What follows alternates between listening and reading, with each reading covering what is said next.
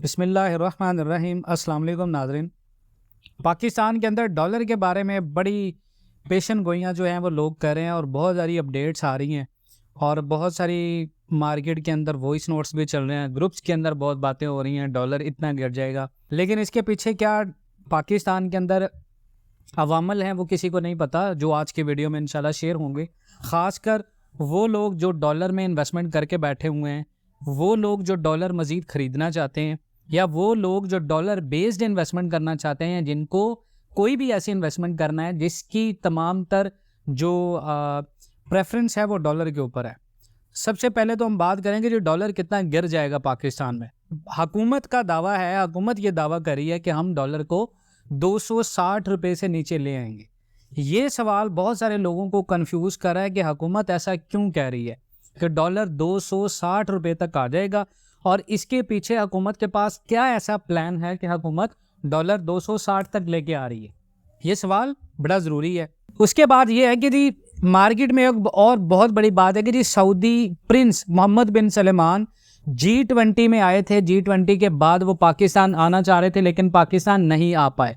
अब वो पाकिस्तान नहीं आ पाए, कुछ ऐसे एग्रीमेंट्स थे जिसमें रेकोडिक मंसूबा था, उसके साथ साथ पाकिस्तान के अंदर पावर प्लांट, कोल के कुछ प्रोजेक्ट्स थे जो साइन होने थे, जिसके बदले में हमारा सऊदी अरब के साथ $3 अरब का मुआहदा होना था। अब IMF के साथ जो हमारा मुआहदा हुआ है पाकिस्तान का स्टैंड बाई, उसकी एक सबसे मेन कंडीशन ये है कि हमने मार्केट के गैप को, इंटर बैंक और ओपन मार्केट को 1.25 के डिफरेंस के साथ रखना है। अब वो 1.25 का जो डिफरेंस है उसको साथ साथ अगर G20 की कॉन्फ्रेंस के बाद मोहम्मद बिन सलमान की एंट्री को आप देखें तो IMF के साथ जो एग्रीमेंट हुआ है वो टिल जून तक चलेगा। $80 करोड़ की हमें किस्त मिलनी है। अब वो $80 करोड़ की जो किस्त मिलनी है हमें, उसका सबसे ज़्यादा दारोमदार इस चीज़ के ऊपर है कि जो भी हमें $1 अरब देगा उसके साथ $8 अरब जो मार्केट रेट है हम उसको कम या ज़्यादा कर सकते हैं। तो अगर $3 अरब मिलते हैं तो ये 25 रुपये तक आएगा। इसी वजह से हुकूमत क्लेम कर रही है। ये मार्केट के अंदर बहुत सारी बात फैली हुई है।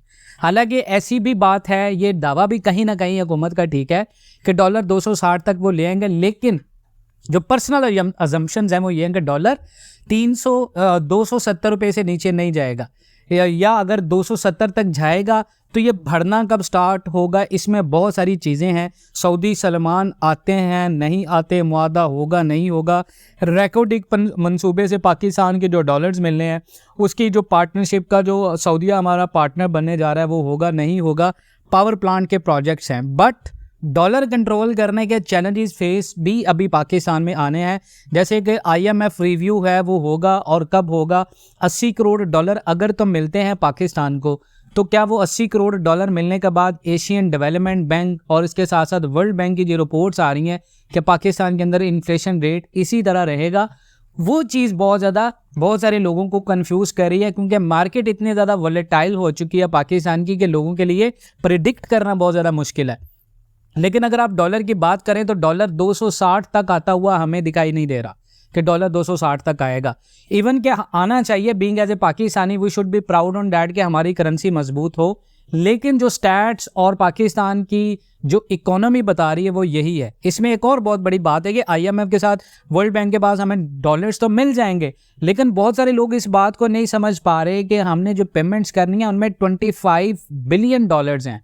यानी हमें अगर $1 मिलियन की इन्वेस्टमेंट मिलती भी है, सऊदी अरब भी इन्वेस्टमेंट करता है, स्टेट बैंक के ज़खायर में इजाफा भी होता है, लेकिन टिल जनवरी और फेब में जाके हमारी पेमेंट्स भी पेंडिंग हो रही है, जिसमें चाइना भी है, क्योंकि ये वही कंट्रीज़ हैं जब पाकिस्तान डिफ़ॉल्ट की सिचुएशन में था तब चाइना, सऊदी अरेबिया और जितने भी मुल्क हैं इन्होंने भी गारंटेड की थी पाकिस्तान को, और IMF की सबसे बड़ी शर्त थी कि आप इनसे एग्रीमेंट लेके आएँ, आप इनसे डिपॉजिट की जो है वो गारंटी लेके आएँ।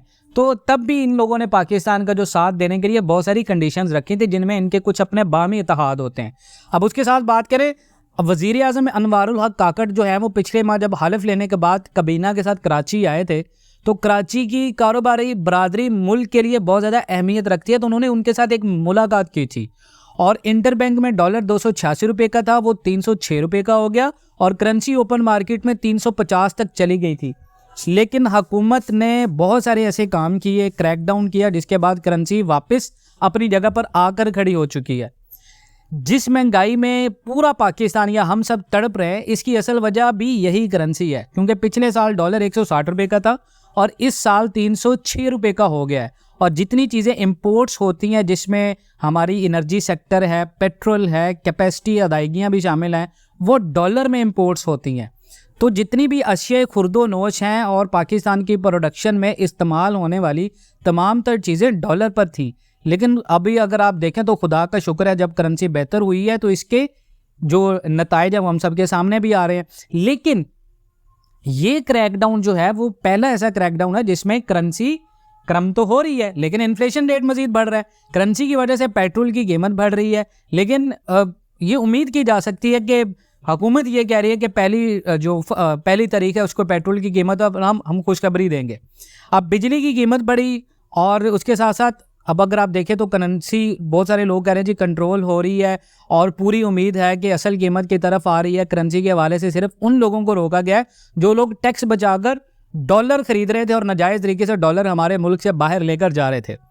अब ये देखें तो ये हुकूमत की रट थी। SIF यानी जो स्पेशल इन्वेस्टमेंट काउंसिल पाकिस्तान ने बनाई है, उससे हुकूमत को तावन मिला और उसके बाद पूरे मुल्क में एक आप देखें तो क्रैकडाउन का सिलसिला शुरू हो गया और उसके बाद भी इकदाम किए जा रहे हैं। तो मज़ीद यहाँ पर सवाल ये होता है कि डॉलर कहाँ पर जाकर रुकना था।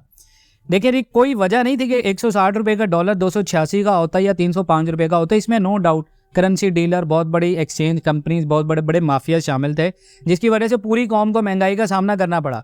लेकिन एक्सपोर्ट्स जो है वो 20% कम हुई है पाकिस्तान की। अगर करेंसी की वजह से इंपोर्ट्स में इजाफा होता तो करेंसी पिछले साल 160 रुपये थी और इस दफ़ा जब साल ख़त्म हुआ था तो 286 रुपये थी, जबकि जो एक्सपोर्ट्स हैं वो 32 अरब डॉलर से गिरकर हमारी 27 अरब डॉलर हो चुकी हैं।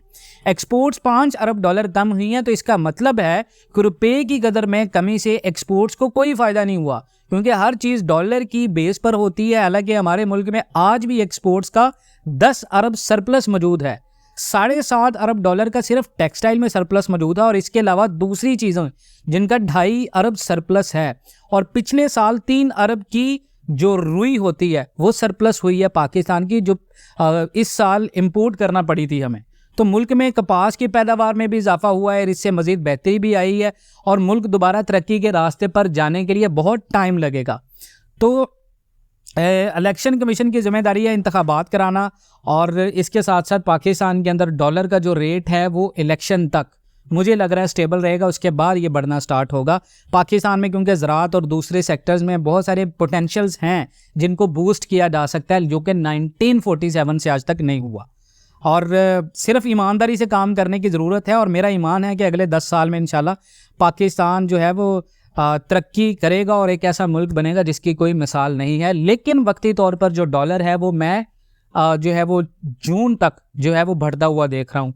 मज़ीद आप इसके बारे में क्या राय रखते हैं या इस वीडियो को आप किस नज़र से देखते हैं वो ज़रूर बताइएगा। और जितने भी चीज़ें हमने डिटेल से आपको गाइड की हैं इनके बारे में अपनी कीमती राय का इजहार ज़रूर कीजिएगा। और इससे रिलेटेड हमने एक नया चैनल बनाया आपकी इन्फॉर्मेशन में इजाफा करने के लिए, लाइव अपडेट्स के लिए, छोटे छोटे एनालिसिस के लिए, और उस चैनल को लाजमी सब्सक्राइब करें। इकोनॉमी टॉक्स के नाम से इस चैनल को, इसका जो लिंक है वो आपको डिस्क्रिप्शन में भी दे रहे हैं, उसके साथ साथ पिन कमेंट में भी आपको मिल जाएगा। आप उस चैनल को ज़रूर सब्सक्राइब करें। रोज़ाना की बेस पे पाकिस्तान से मुतल्लिक हर किस्म की अपडेट्स और छोटी छोटी ब्रेकिंग न्यूज़ के लिए, मज़ीद इस तरह की अपडेट्स के लिए जुड़े रहें पाकिस्तान एंड वर्ल्ड टीवी के साथ। इंशाल्लाह मिलते हैं नेक्स्ट वीडियोज़ में, तब तक के लिए अल्लाह हाफिज़।